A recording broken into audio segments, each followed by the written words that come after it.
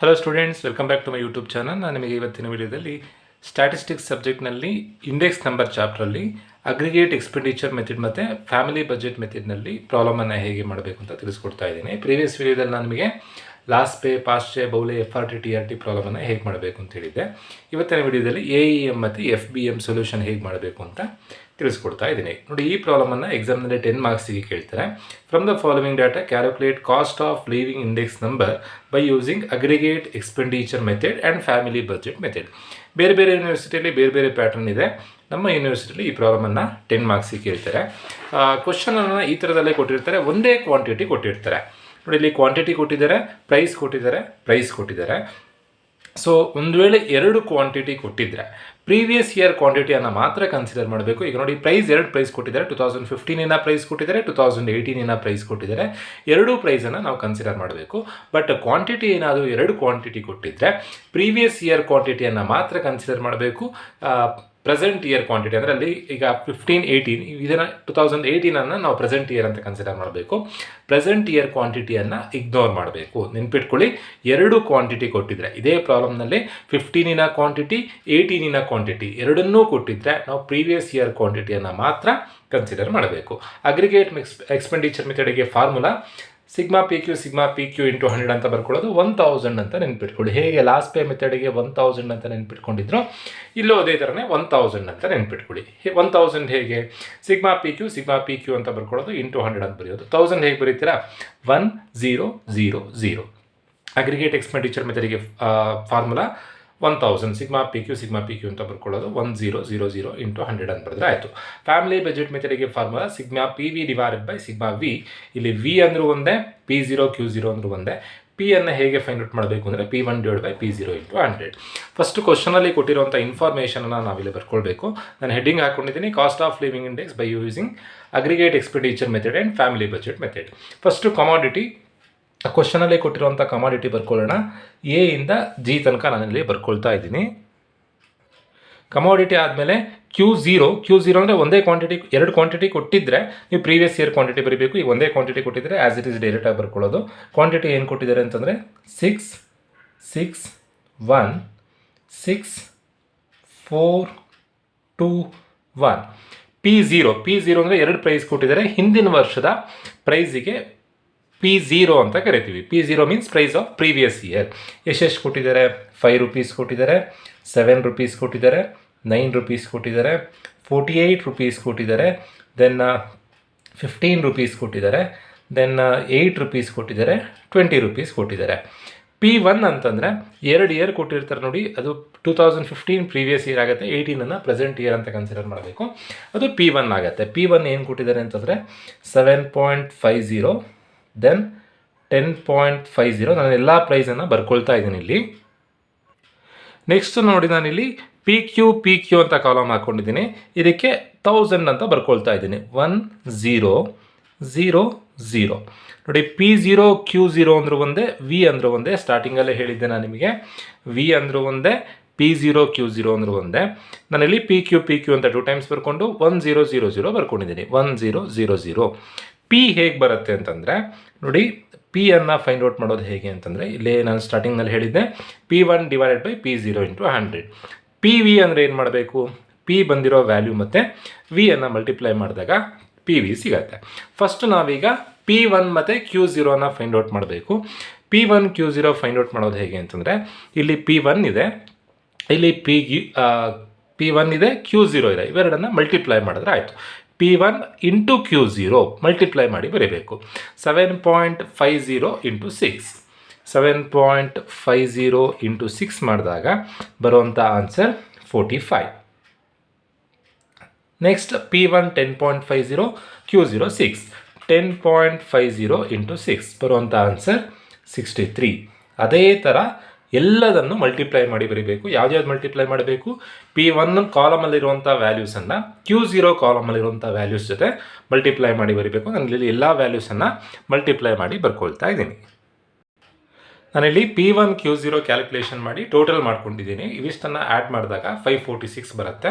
Then P0 Q0 calculation ಮಾಡಬೇಕು. P0 Q0 calculation ಮಾಡೋದು ಹೇಗೆ ಅಂತಂದರೆ, P0 ಮತ್ತು Q0 ಮಲ್ಟಿಪ್ಲೈ ಮಾಡಿ ಬರೀಬೇಕು. 6 ಇಂಟು 5, 6 5 30, 7 42, ನೆಕ್ಸ್ಟ್ 9 9, 48 48 ಇಂಟು 6 288. ಹಾಗೆ ಎಲ್ಲದನ್ನು ಮಲ್ಟಿಪ್ಲೈ ಮಾಡಬೇಕು. ಯಾವ್ಯಾವುದನ್ನು ಮಲ್ಟಿಪ್ಲೈ ಮಾಡಬೇಕು ಅಂತಂದರೆ P0 ಮತ್ತು Q0 ಅನ್ನು ಮಲ್ಟಿಪ್ಲೈ ಮಾಡಿ ಬರೀಬೇಕು. ನಾನಿಲ್ಲಿ P0 Q0 ಮಲ್ಟಿಪ್ಲೈ ಮಾಡಿ ಟೋಟಲ್ ಮಾಡಿ ಬರೆದಿದ್ದೀನಿ. ನೆಕ್ಸ್ಟು P ಅನ್ನು ಫೈಂಡ್ ಔಟ್ ಮಾಡಬೇಕು. Very important. P ಅನ್ನು ಕ್ವಶನಲ್ಲಿ ಕೊಟ್ಟಿರಲ್ಲ. P ಫೈಂಡ್ ಔಟ್ ಮಾಡೋದು ಹೇಗೆ ಅಂತಂದರೆ P1 divided by P0 into 100 ಮಾಡಿದಾಗ ನಮಗೆ P ಸಿಗುತ್ತೆ. P1 ಎಷ್ಟಿದೆ? P1 7.50 ಇದೆ. ಡಿವೈಡೆಡ್ ಬೈ P0 5 ಇದೆ. ಇಂಟು 100 ಮಾಡಿದಾಗ ನಮಗೆ P ವ್ಯಾಲ್ಯೂ ಸಿಗುತ್ತೆ. P ವ್ಯಾಲ್ಯೂ ಎಷ್ಟು ಅಂತಂದರೆ 150. ಅದೇ ಥರನೇ ಕಮಾಡಿಟಿ ಬಿಗೆ ಹೇಗೆ P1 ಎಷ್ಟಿದೆ? 10.50 ಡಿವೈಡೆಡ್ ಬೈ P0 ಎಷ್ಟಿದೆ? 7. 10.50 ಡಿವೈಡೆಡ್ ಬೈ 7 ಇಂಟು 100 ಬರೋ value same 10.50 P1 divided by 7 into 100 ಮಾಡಿದಾಗ 150ನೇ ಬರುತ್ತೆ. 150 ವ್ಯಾಲ್ಯೂ ಬಂದಿದೆ. ನೆಕ್ಸ್ಟ್ ಕಮಾಡಿಟಿ ಸಿಗೆ P1 ಎಷ್ಟಿದೆ? 18 ಡಿವೈಡೆಡ್ ಬೈ P0 9 ಇದೆ. ಇಂಟು 100 ಮಾಡಿದಾಗ 200 ಬರುತ್ತೆ. ಅದೇ ಥರ ಎಲ್ಲದನ್ನು ಕ್ಯಾಲ್ಕುಲೇಷನ್ ಮಾಡಿ ಬರೀಬೇಕು. ಹೇಗೆ ಕ್ಯಾಲ್ಕುಲೇಷನ್ ಮಾಡಬೇಕು? P1 divided by P0 into 100, 52 divide by 48 into 100, 16.50 divide by 15 into 100, 10 divided by 8 into 100, 22 divide by 20 into 100. ಅದೇ ಥರ ಎಲ್ಲದನ್ನು ಕ್ಯಾಲ್ಕುಲೇಷನ್ ಮಾಡಿ ನಾನು ಇಲ್ಲಿ ಬರ್ಕೊಳ್ತಾ ಇದ್ದೀನಿ. P ಕ್ಯಾಲ್ಕುಲೇಷನ್ ಮಾಡಿ ಆಯಿತು. ನೆಕ್ಸ್ಟು PV ಅಂತಂದರೆ P ಮತ್ತು V ಅನ್ನು ಮಲ್ಟಿಪ್ಲೈ ಮಾಡಿ ಬರೀಬೇಕು. Very important. ನೀವು ನೆನ್ಪಿಟ್ಕೊಳ್ಬೇಕಾಗಿರೋದು V ಅಂದರೂ ಒಂದೇ, P0 Q0 ಅಂದರೂ ಒಂದೇ. ಇದು ನೆನ್ಪಿಟ್ಕೊಳ್ಬೇಕು. V ಅಂತ ನೀವೆಲ್ಲೂ ಬರ್ಕೊಂಡಿರಲ್ಲ. P0 Q0 ಅಂದರೂ ಒಂದೇ, V ಅಂದರೂ ಒಂದೇ. ನಾವು P ಮತ್ತು V ಅನ್ನು ಮಲ್ಟಿಪ್ಲೈ ಮಾಡಬೇಕು. P ಇಲ್ಲಿದೆ, V ಇಲ್ಲಿದೆ. 150 ಇಂಟು 30 150 ಇಂಟು 30 ಮಾಡಿದಾಗ 4500 ಬರುತ್ತೆ. 150 ಇಂಟು 42 6300 ಬರುತ್ತೆ. ಅದೇ ಥರ ಎಲ್ಲದನ್ನು ಮಲ್ಟಿಪ್ಲೈ ಮಾಡಬೇಕು. ಯಾವ್ದು ಮಲ್ಟಿಪ್ಲೈ ಮಾಡಬೇಕು? P into V. ಇಲ್ಲಿ P ಇದೆ, ಇಲ್ಲಿ V ಇದೆ. P ಮತ್ತು V ಅನ್ನು ಮಲ್ಟಿಪ್ಲೈ ಮಾಡಿ ಬರೆಯೋದು. 200 into 9, 108 into 288, 110 into 60, 125 into 16, 110 into 20. ಅದೇ ಥರ ನಾನು ಎಲ್ಲದನ್ನು ಇಲ್ಲಿ ಮಲ್ಟಿಪ್ಲೈ ಮಾಡಿ ಬರ್ಕೊಳ್ತಾ ಇದ್ದೀನಿ. ನಾನಿಲ್ಲಿ PV ಕ್ಯಾಲ್ಕುಲೇಷನ್ ಮಾಡಿ ಬರೆದುಕೊಂಡಿದ್ದೀನಿ. ಇಲ್ಲಿ ನೋಡಿ, ಇಲ್ಲಿ P ಕ್ಯಾಲ್ಕುಲೇಷನ್ ಮಾಡಬೇಕಾದ್ರೆ P ಕ್ಯಾಲ್ಕುಲೇಷನ್ ಮಾಡಿದ್ದು ಹೇಗೆ? P1 divide by P0 into 100, 52 divide by 48 into 100 ಮಾಡಿದಾಗ 108.33 ಬಂದಿತ್ತು. ಸೊ 0.33 ಹಾಗೆ ಆ್ಯಸ್ ಇಟ್ ಈಸ್ ಬರ್ಕೊಂಡಿದ್ದೀನಿ. ಸೊ ಇಷ್ಟನ್ನು ಸಿಂಪ್ಲಿಫೈ ಮಾಡಿದಾಗ ಈ ವ್ಯಾಲ್ಯೂಸ್ ಬಂದಿದೆ. PV ಮಲ್ಟಿಪ್ಲೈ ಮಾಡಿದಾಗ ಈ ವ್ಯಾಲ್ಯೂಸ್ ಬಂದಿದೆ. ಆ್ಯಡ್ ಮಾಡಿಕೊಂಡಾಗ 54,599 ಆಗಿದೆ.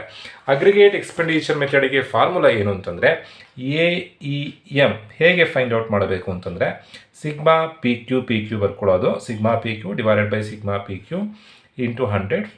ನೆನ್ಪಿಟ್ಕೊಳ್ಳೋದು ಹೇಗೆ ಅಂದರೆ 1000 ಅಂತ ನೆನ್ಪಿಟ್ಕೊಂಡ್ರೆ ಆಯಿತು. ಸಿಗ್ಮಾ P1 Q0 ಟೋಟಲ್ ಏನಿದೆ? 546 ಇದೆ. Divided by sigma P0 Q0 total ಎಷ್ಟಿದೆ? 465 ಇದೆ. ಇಂಟು 100 ಮಾಡಿದ್ರೆ ನಮಗೆ ಅಗ್ರಿಗೇಟ್ ಎಕ್ಸ್ಪೆಂಡಿಚರ್ ಮೆಥಡ್ದು ಆನ್ಸರ್ ಸಿಗುತ್ತೆ. 546 ಡಿವೈಡೆಡ್ ಬೈ 465 ಇಂಟು 100 ಮಾಡಿದಾಗ ಬರುವಂಥ ಆನ್ಸರ್ 117.419 ಬರುತ್ತೆ. 117.42 ಅಂತ ಮಾಡ್ಬೋದು. ಏನಕ್ಕೆ ಅಂದರೆ ಪಾಯಿಂಟ್ ಆದಮೇಲೆ ಮೂರನೇ ಡಿಜಿಟ್ 5 ಅಥವಾ 5ಗಿಂತ ಜಾಸ್ತಿ ಬಂದರೆ 41 ಇರೋದನ್ನು 42 ಮಾಡಿದ್ರೆ ಆಯಿತು. ಗೊತ್ತಾಗಲಿಲ್ಲ ಅಂದರೆ ಹಾಗೆ ಬರ್ಕೊಂಡ್ರೂ ಆಗುತ್ತೆ. ಅಲ್ಲಿಗೆ ಅಗ್ರಿಗೇಟ್ ಎಕ್ಸ್ಪೆಂಡಿಚರ್ ಮೆಥಡ್ ಕ್ಯಾಲ್ಕುಲೇಷನ್ ಮಾಡಿ ಆಯಿತು. ಇದೇ ಥರನೇ ಫ್ಯಾಮಿಲಿ ಬಜೆಟ್ ಮೆಥಡಿಗೂ ಕ್ಯಾಲ್ಕುಲೇಷನ್ ಮಾಡಬೇಕು. ಆವಾಗಲೂ ಆನ್ಸರ್ ಇಷ್ಟೇ ಬಂದರೆ ನೀವು ಮಾಡಿರುವಂಥ ಸರಿಯಾಗಿದೆ ಅಂತ, ಇಲ್ಲ ಅಂದರೆ ನೀವು ಮಾಡಿರುವಂಥ ತಪ್ಪಾಗಿದೆ ಅಂತ. 117 ಪಾಯಿಂಟ್ ಸಮಥಿಂಗೇ ಬರಬೇಕು. ಫ್ರ್ಯಾಕ್ಷನ್ ಒಂಚೂರು ವೇರಿಯೇಷನ್ ಆದರೂ ತೊಂದರೆ ಇಲ್ಲ, ಬಟ್ ಆನ್ಸರ್ 170ನೇ ಬರಬೇಕು. FBM ಮೆಥಡಿಗೆ ಫಾರ್ಮುಲಾ ಏನು? Sigma PV divided by sigma V. Sigma PV divided by sigma V into 100 ಇಲ್ಲ. ಸಿಗ್ಮಾ PV ಅಂತಂದರೆ PVದು ಟೋಟಲ್. PV ಟೋಟಲ್ ಎಷ್ಟಿದೆ? 54,599 ಡಿವೈಡೆಡ್ ಬೈ ಸಿಗ್ಮಾ V ಅಂದರೆ P0 Q0 total. P0 Q0 total 465 ಇದೆ. ಅಲ್ಲಿಗೆ 54,599 divided by 465 ಮಾಡಿದಾಗ ಬರುವಂಥ answer 117.417 ಬರುತ್ತೆ. ಅಲ್ಲಿಗೆ 5ಗಿಂತ ಜಾಸ್ತಿ ಇರೋದ್ರಿಂದ 117.117.4 4.2 ಸೇಮ್ ಆನ್ಸರ್ ಬಂದರೆ ಎರಡೂ ಸೇಮ್ ಆನ್ಸರ್ ಬರಬೇಕು. Aggregate expenditure method family budget ಮೆಥಡ್ನಲ್ಲಿ ಮಾಡಿದಾಗ ಆನ್ಸರ್ ಸೇಮ್ ಆನ್ಸರ್ ಬಂದರೆ ನೀವು ಮಾಡಿರುವಂಥದ್ದು ಸರಿಯಾಗಿದೆ ಅಂತ, ಇಲ್ಲ ಅಂತಂದರೆ ನೀವು ಮಾಡಿರುವಂಥದ್ದು ತಪ್ಪಾಗಿದೆ ಅಂತ. Very easy calculation. ಎಲ್ಲ ಇಂಪಾರ್ಟೆಂಟ್ ನೆನ್ಪಿಟ್ಕೊಳ್ಬೇಕಾಗಿರೋದು ಪಿ ಹೇಗೆ ಬರುತ್ತೆ ಅಂತ. ಪಿ ಹೇಗೆ ಬರುತ್ತೆ ಅಂದರೆ P1/P0 × 100. ದೆನ್ P0 Q0 ಅಂದ್ರೆ ಒಂದೇ, ವಿ ಅಂದರೂ ಒಂದೇ. ಇದರಲ್ಲಿ ಇನ್ನೇನು ಅಡ್ಜಸ್ಟ್ಮೆಂಟ್ ಕೇಳ್ತಾರೆ ಅಂತಂದರೆ, ಕೆಲವೊಂದು ಪ್ರಾಬ್ಲಮ್ನಲ್ಲಿ ಪ್ರೈಸನ್ನು ಡೈರೆಕ್ಟಾಗಿ ಕೊಟ್ಟಿರಲ್ಲ, ಪ್ರೈಸನ್ನು ಇಂಡೈರೆಕ್ಟಾಗಿ ಕೊಟ್ಟಿರ್ತಾರೆ. ಅಂದರೆ ಪರ್ ಕ್ವಿಂಟಾಲಿಗೆ ಎಷ್ಟಾಗುತ್ತೆ, ದೆನ್ ಪರ್ ಡಜನಿಗೆ ಎಷ್ಟಾಗುತ್ತೆ, ಹಾಗೆ ಕೊಟ್ಟಾಗ ಪ್ರೈಸನ್ನು ನೀವು ಚೇಂಜ್ ಮಾಡಿ ಕನ್ವರ್ಷನ್ ಮಾಡಿ ಬರ್ಕೊಳ್ಬೇಕು. ಆ ಥರದ ಪ್ರಾಬ್ಲಮನ್ನು ಹೇಗೆ ಮಾಡಬೇಕು ಅಂತ ನಾನು ನಿಮಗೆ ಮುಂದಿನ ವೀಡಿಯೋದಲ್ಲಿ ತಿಳಿಸ್ಕೊಡ್ತೀನಿ. ಹೋಪ್ ಎಲ್ರಿಗೂ ವಿಡಿಯೋ ಅರ್ಥ ಆಗಿದೆ ಅಂತ ಅಂದ್ಕೊಳ್ತಾ ವಿಡಿಯೋ ಮುಗಿಸ್ತಾ ಇದ್ದೀನಿ. Thank you.